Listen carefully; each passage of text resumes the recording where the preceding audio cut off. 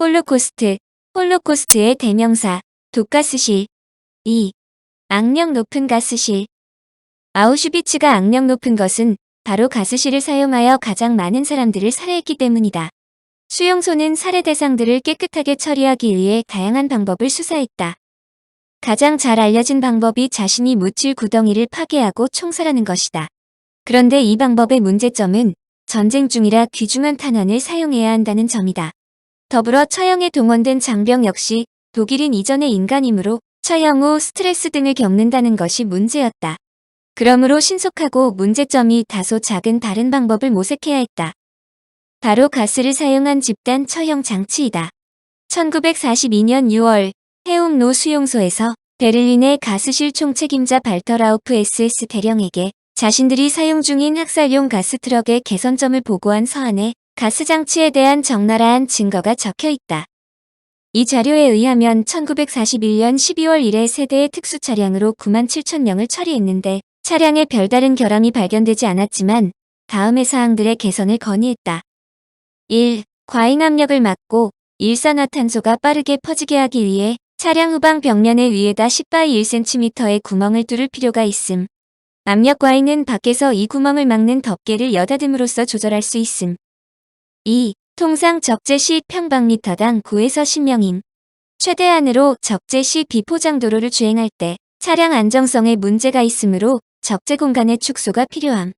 그렇다고 화물의 양을 줄이면 남는 공간에도 일산화탄소를 채워야 하므로 가동시간이 늘어나게 됨. 3. 차량 내부 청소를 쉽게 하기 위해 바닥 중앙에 밀봉된 배수구를 설치해야 함. 적재 공간의 바닥은 중앙을 향해 약간 기울도록 해서 오물들이 중앙으로 모아져 빠르게 빠져나갈 수 있도록 해야 함.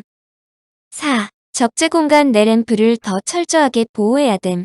램프가 필요 없다는 주장도 있으나 문이 닫히려 할 때 깜깜해지기 시작하면 사람들이 문을 밀치고 나오려 하기에 문을 닫기 어려워짐. 또한 어둠으로 인한 공포로 적재된 사람들이 소음을 일으킴. 이 보고에서 이들은 처형될 사람을 화물로 적시했다. 한마디로 나치가 얼마나 철저하게 사람을 처리하려는 계획을 작성했는지 알 수 있다. 이와 같은 가스 아이디어는 발터라우프의 경험담에서 도출되었다.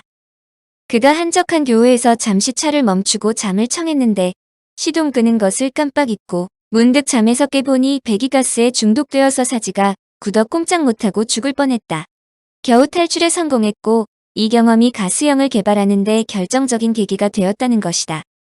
여기에 나오는 가스실은 배기가스의 일산화탄소를 이용한 방식으로 지하실 같은 밀폐된 공간에 수감자들을 가두고 꼼꼼히 빈틈을 막은 후 자동차 배기구에 호스를 달아 지하실에 연결한 뒤 일산화탄소를 발생시켜 산소 부족으로 질식해 죽은 사체를 처리하는 방식이다. 일산화탄소는 과거 한국에서 연탄가스 사고로 사망하는 것과 같은 것이다. 여하튼 이것이 S트럭이라고 불린 처형 방식이다.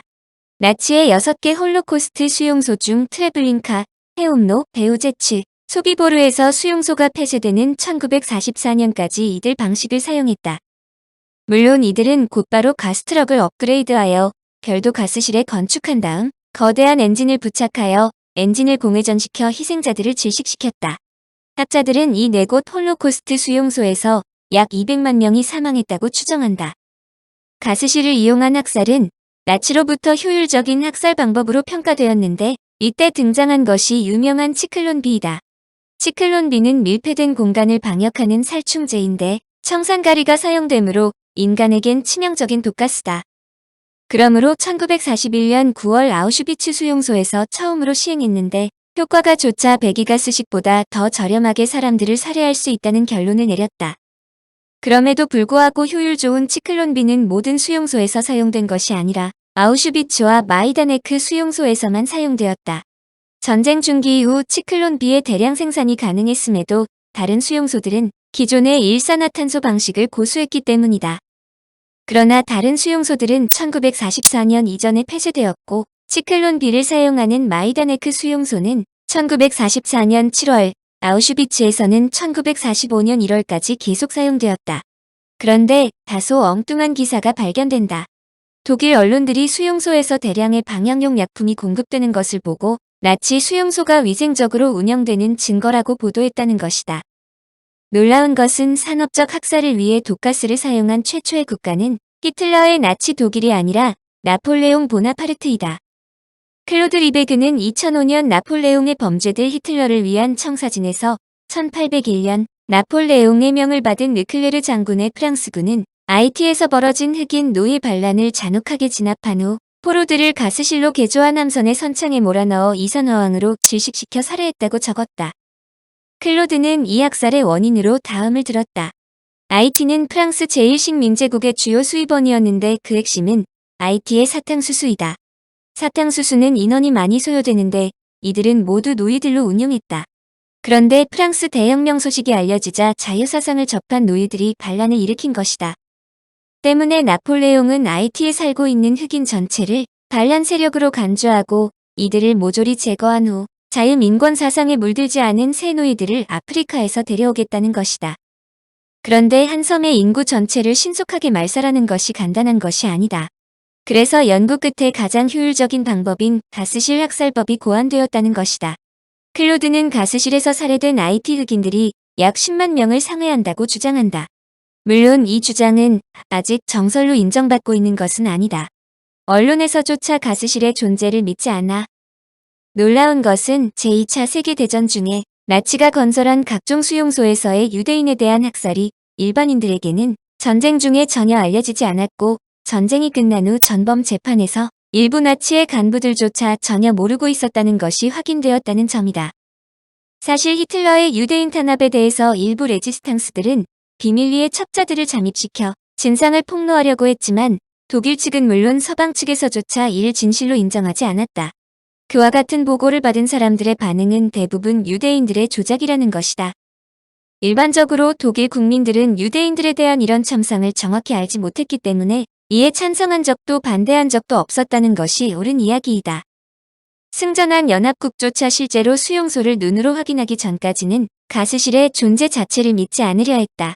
실제로 당시 수용소를 포위한 후 해방시킨 적군 4개 사단의 지휘관 바실리 페트렌코 퇴역 중장도 다음과 같이 경악했다. 난 수없이 많은 사람들이 죽는 걸 봤다. 교수형이나 화형을 당한 사람들도 봤다. 그렇지만 아우슈비츠를 보고 놀라지 않을 수 없었다. 그를 특히 경악시킨 것은 어린 아이들이었다. 일부는 유아였는데 나치 군인들이 서둘러 철수하면서 버리고 간 아이들이었다. 그들은 아우슈비츠 수용소 의사 요제프 멘겔레가 자행한 의학 실험에서 살아남은 혹은 그 전에 가을 바르샤바의 불운한 반란 뒤에 체포된 폴란드 정치범들의 자녀였다. 나중에서야 페트렌코는 그곳이 아이들을 데려다 죽이는 곳이라는 사실을 깨달았다고 수뢰했다. 1942년 레지스탕스 밀사이자 유대인 대학살을 서방 측에 처음으로 알린 얀 카르스키가 레지스탕스 운동을 지원하는 공작 책임자를 맡고 있던 영국의 셀본 경과의 이야기는 매우 함축적이다.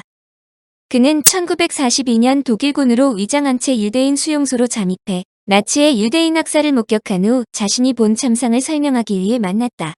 그러나 카르스키가 자신이 폴란드에서 목격한 비참한 사정을 설명하자 그는 사무적으로 다음과 같이 말했다. 1차 세계대전 중 유럽에서는 독일군이 벨기에 아기들을 붙잡아 벽에 부딪혀 머리를 박살낸다는 소문이 돌아다녔습니다. 우리는 그런 소문이 사실이 아님을 알았지만 저지하지 않았습니다.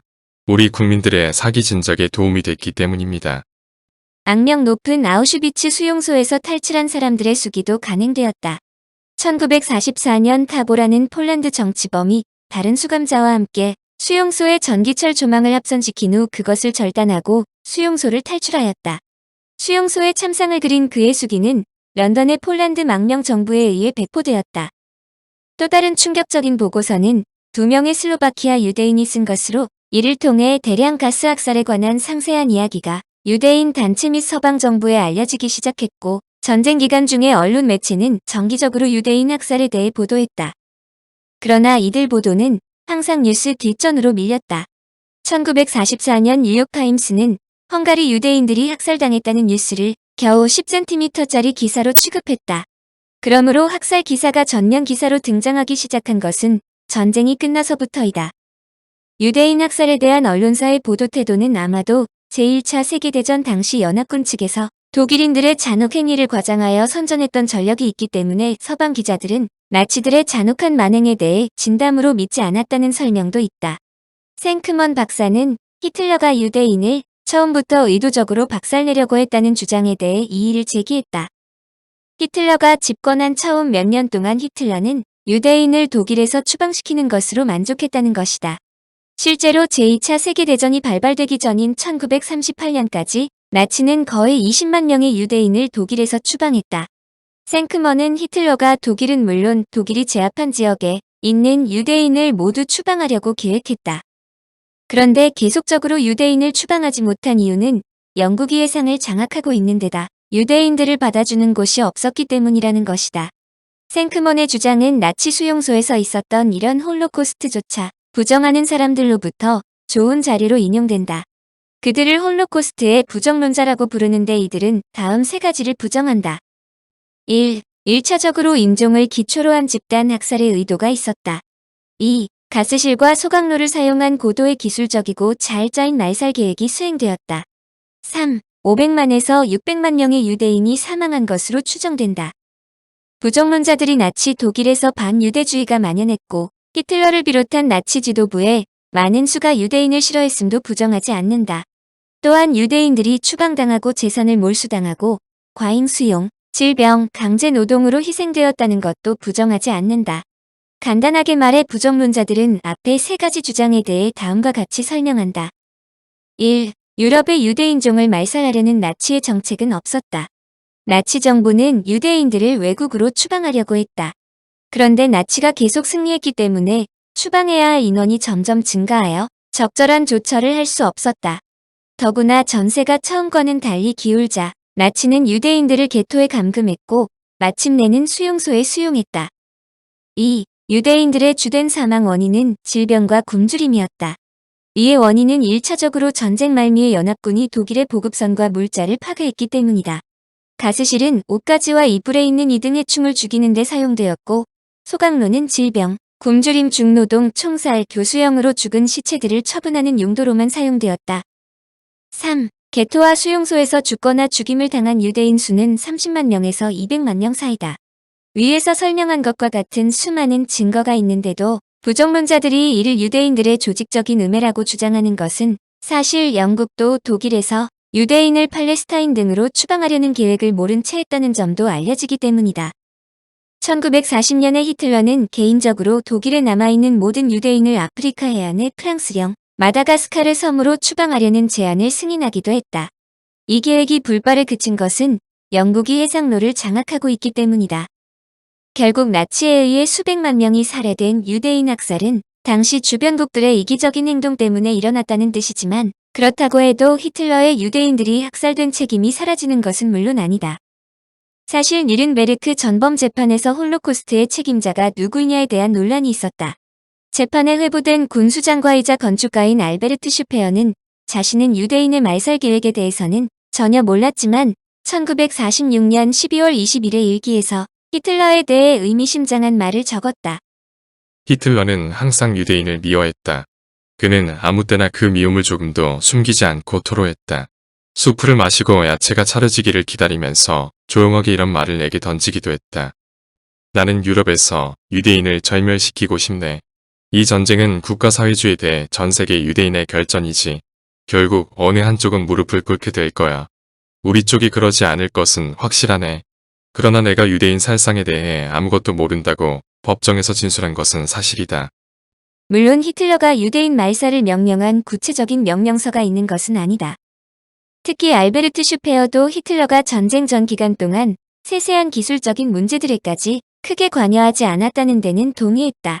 반면에 총살부터 가스실 처형 등은 히틀러가 명령을 내렸을 것으로 추정했다. 그런 중요한 사항을 히틀러가 모르고 시행되었다고는 믿을 수 없다는 설명이다. 청취자에게 원하는 것은 1. 구독 2. 좋아요